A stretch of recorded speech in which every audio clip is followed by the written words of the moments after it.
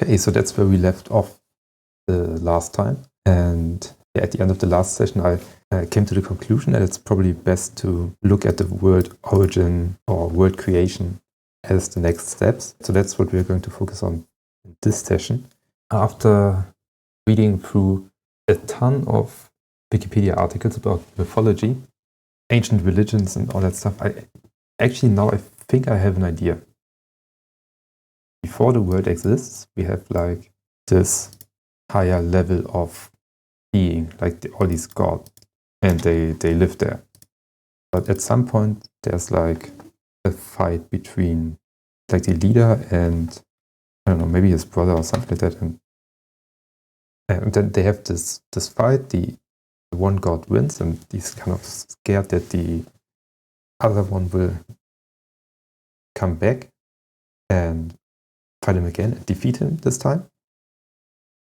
So he creates the material world and puts the other deity in there, inside the planet that we are building our world on. Would that imply that there's only one planet in this whole universe? Maybe it is actually like that. Maybe there's just one planet. No, I mean there's like probably like the universe, but only one universe, maybe. And there's a sun in the middle, and planets floating around it. And one of them is the planet where our story takes place, our world building. And that's the prison.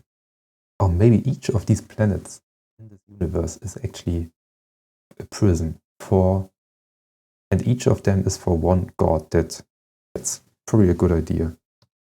Like we have a fight between 7 gods, and then the winner builds the universe and prisons each of these gods in one of those planets.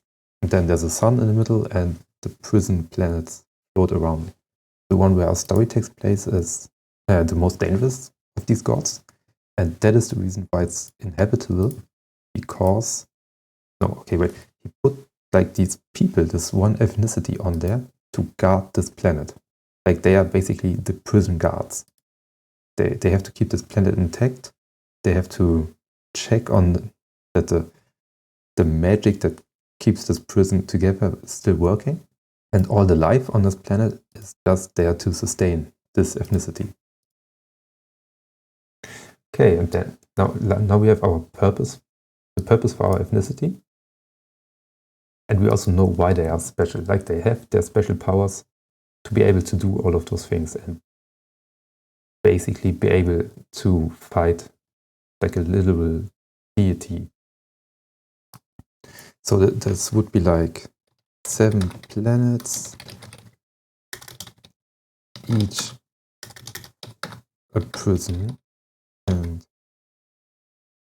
one prison inhabited with guards and life to sustain.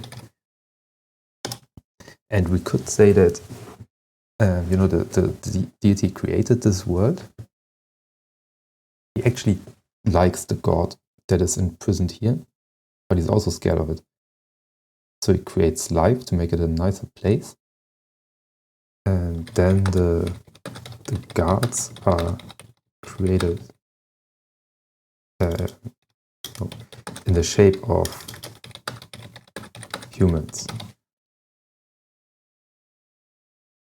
The planet is inhabited with life and humans, and then the guards are built like in the same shape as humans. So they are basically humans, but only because this deity like kind of sees the humans and has a liking to them because they're like funny and interesting creatures to him. That leads to like 2,500 years later, like the people don't know they are fundamentally different. They think actually of them as special humans, not like a completely different thing.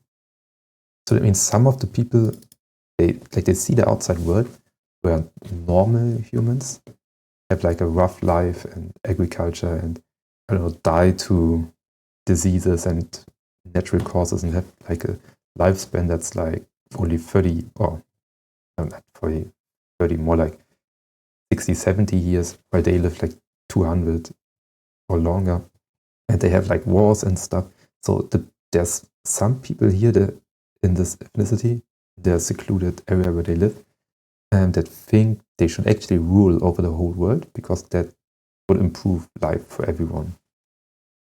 And then we obviously have like, probably this would be like the younger generation, probably. Then we have like the older generation that remembers a little bit better why they are on Earth. Maybe they don't even remember it, they have inherited more their traditions and the rules they live by.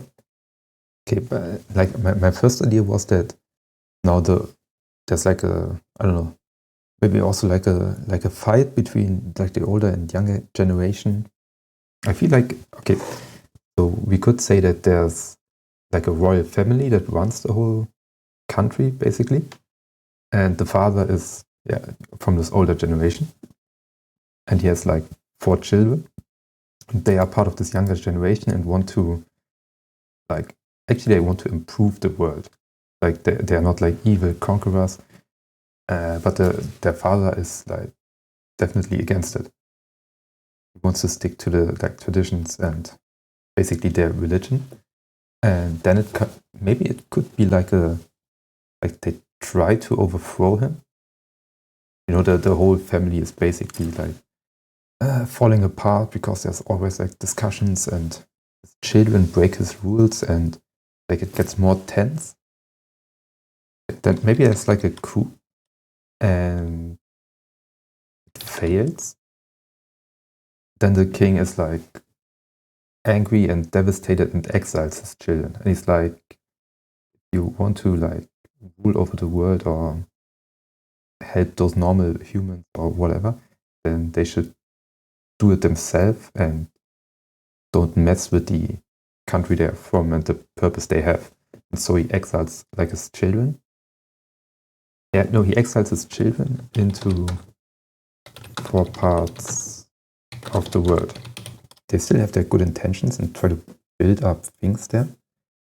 But they do separate.